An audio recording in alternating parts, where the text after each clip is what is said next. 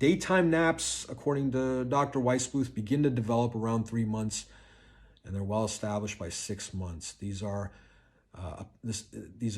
daytime naps. It's a pattern of 2 or 3 naps that help your baby get through the day, get to that bedtime.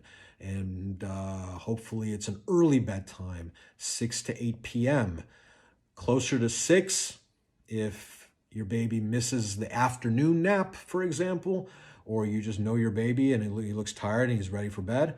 Closer to 8, if maybe he got an afternoon nap and he's not tired until 7 or 7:30. But there's 2 or 3 naps that emerge in the between months 3 and 6. There's a morning nap, there's a midday nap, and there's an afternoon, late afternoon cat nap or insurance nap, I'll call it. I'll start with that cat nap, insurance nap, because it's more irregular than the other two. It disappears the soonest. For most babies, it's gone between months 6 and 9. I think for almost all babies, it's gone by 9 months. There's only 2 naps for almost every baby at that point. And it's irregular. It's kind of transient. We definitely got our share of that third afternoon nap. And it all depended on the flow of the day, because let's say there's the morning and the midday naps are short. They definitely probably need an afternoon nap. And so it's kind of wise to think about those 3 naps as being in place at the beginning of this, 3-month period. But sometime between months 6 and 9, that third nap will disappear. For our son, it was around the 5-month mark. By 5.5 months or 5 months and 1 week, it was gone. And I think it was because he was so rested by that point that he only needed the morning and midday naps.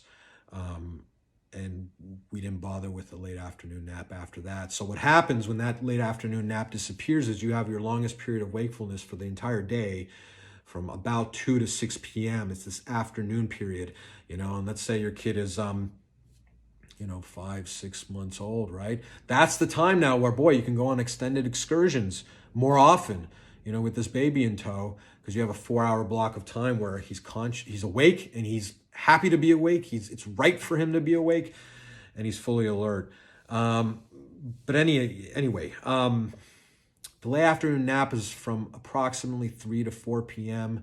None of these times are set in stone, but you don't want it to go too much later than 4 p.m.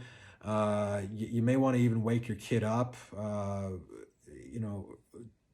depending on the flow of the day, or perhaps irrespective of the flow of the day, because even if he's cranky, you're kind of safeguarding bedtime, that early bedtime of 6 to 8, because that's the long nap. That's that long nighttime sleep now. That's just going to get longer and longer.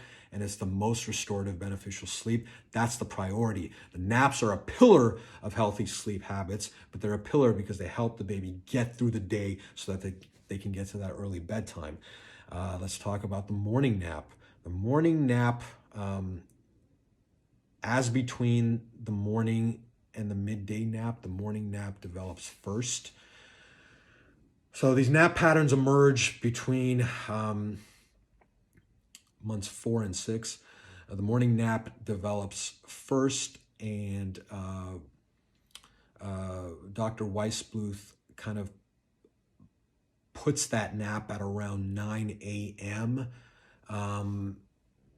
Doesn't mean that's when your baby's going to nap necessarily. It's just kind of a rough guidepost, and it turns out to be really, really a useful one. At least it was for us, but I imagine it will be for many people, because I don't think Dr. Weisbluth pulls this stuff out of the air. I mean, I think it's based on a lot of science and a lot of time spent with a lot of newborns and infants sleeping.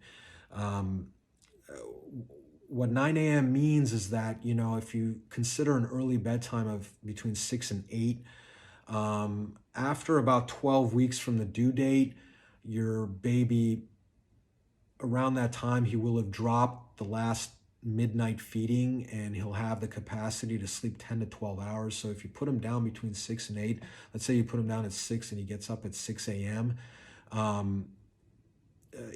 he'll only be able to hang for so long, and so he'll be ready for a nap around 9 a.m. Now, in the beginning, when you're closer to the 3-month mark, let's say, it probably won't be 9 a.m. It'll be closer to 8 a.m., maybe even sooner than that. That morning nap is almost a continuation of night sleep, according to Weissbluth. So your baby gets up at 6 a.m. He can have maybe about 2 hours of wakefulness, but then he's ready for that morning nap. And he might go down at 8 a.m., and that's okay. 9 a.m. is just something to kind of, what you'll see is over time, as a baby matures, the times will drift forward so that you're closer to 9 a.m. And then guess what? When you're starting to drop the morning nap, the start time for that nap will drift towards 10 a.m. And you'll start to see that the naps start later like that. And then you may even see that it's kind of, sometimes some days it's hard to get them to go down for that nap, or increasingly it is. And you might decide at that point, he's getting close to being ready to drop that morning nap. According to Weissbluth's research, or his book anyway, by 9 months, 4% of babies have dropped the morning nap by 9 months, so very few. By 12 months, only 17% have dropped the morning nap. By 15 months, so a year and 3 months, 56%, or a majority of babies, have dropped the morning nap. And by 18 months, 77%, or 3/4, have. Our son dropped the morning nap at 9 months. He was one of the few. We think it's because he was so very rested at that point, and we did not force him to drop the nap, and we didn't force him to drop the midday nap down the road either. We never did anything like that. We let him lead the way, and it became evident to us that it was time, because the morning nap was starting closer to 10 a.m., or I could look at the records maybe even after 10 a.m. And like I said, some days it was hard to get him to go down for that. So I remember the first time we dropped the morning nap, we shifted the midday nap up. We advanced it earlier because he wasn't going to be able to hang until 12 or 1 p.m., which is kind of the same rough target for the midday nap that 9 a.m. is for the morning nap. I remember the day we dropped the morning nap, we put him down for the midday nap at 11 a.m. And we were just hoping for a good lengthy nap to get us to bedtime, because we weren't doing afternoon naps at that point. He was 9 months old. And he slept for 2 hours until 1 p.m.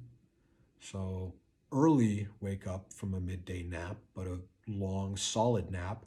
And he woke up at 1 p.m. and that solid nap helped him get to 6 p.m., just barely, I think.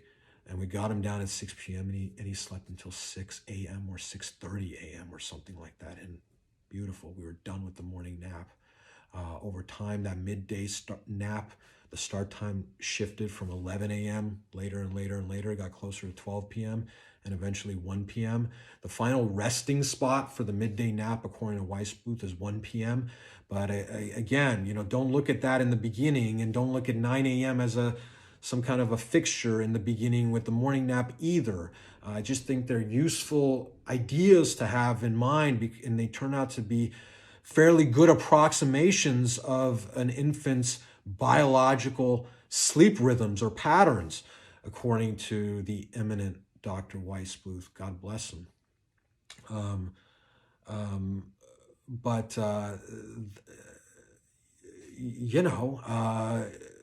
Consider that the midday nap is around 1 p.m. in its final kind of resting spot, where it kind of lands in the end. But it's somewhere from 12 to 1 p.m. and it could even be earlier, including, in the beginning when the nap patterns first begin to emerge. They might all tend to be kind of brief and somewhat irregular. Maybe the morning nap is short, 8 a.m. to 8:30 or something like that. 8:45 can't get them to sleep longer. And then the midday nap may need to begin before 12 p.m. Um, but it typically takes place between 12 and 1 p.m. The midday nap develops after the morning nap, and it's the longest lasting nap. It'll stay with you, and it should stay with you until your kid is about 3 to 5 years old. I would say 3 is early. Our son began to drop the midday nap on or about his third birthday, but I would submit to you that he was as well rested a 3-year-old as has ever, you know, lived and breathed. And he'd gotten all of his naps and nighttime sleep damn near every day up until that point. And guess what? The process of dropping that nap, while it may have begun on his third birthday, it wasn't until his fourth birthday on or about, almost precisely. It's kind of cool how it worked out that way, but it was on his fourth birthday, almost to the day, where we said, you know what, we're done with it now. But he still took that midday nap for most of that fourth year. It would not have been wise to drop it at 3 years. Probably not appropriate or optimal to drop it at 3.5 years. But it made sense at the 4-year mark. And from the time he turned 4 and we dropped that final midday nap, my son has never taken a daytime nap a single day since. And I mean, that's not a, feather in my cap. I'm just, at that point, it's like he did not need to nap a single day. He was done with it. However it goes for you and your family, it doesn't really matter. It's not a race to see who can, be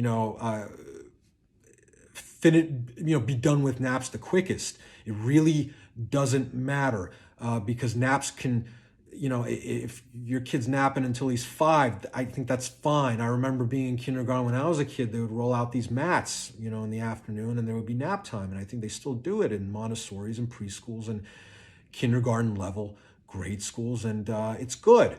It doesn't really matter as long as your kid is getting the sleep that he or she needs. That's what I would emphasize the most. And naps are a pillar and a foundation of healthy sleep for your kid because they'll help them get through the day until they don't need to anymore. Try to keep the bedtime early and try to respect the naps. And if you don't remember anything else, remember those two things. Keep the bedtime early and respect the naps.